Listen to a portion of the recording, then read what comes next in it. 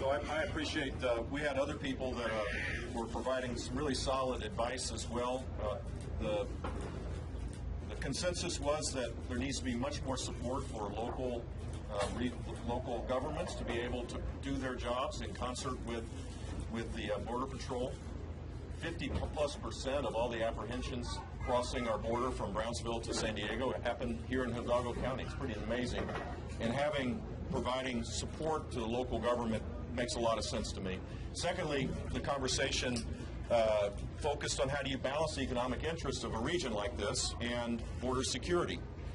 You have to make sure that you do this in a way that doesn't make it hard for people's livelihoods to continue to prosper and grow. This is a place where a lot of visitors come.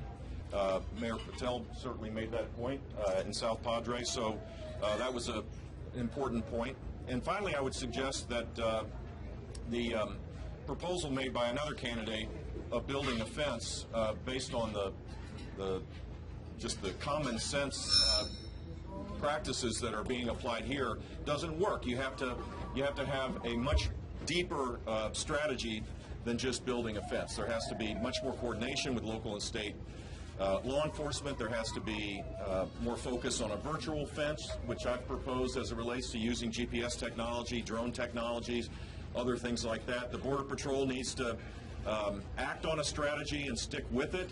There's too much politicizing of what they're trying to do. They do good work, but too much influence from Washington, D.C. to be effective.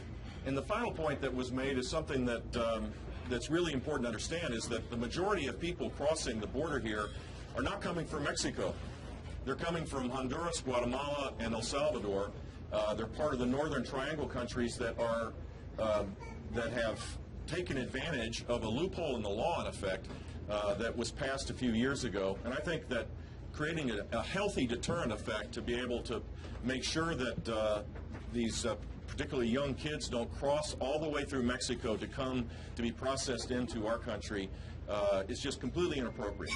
There are examples of doing it the right way where you create a healthy deterrent effect where people's lives aren't in jeopardy. So I learned a lot, and it validates my belief that we need to have a comprehensive strategy to deal with border security, unique to the circumstances of each part of each region that is impacted by this. With that, welcome.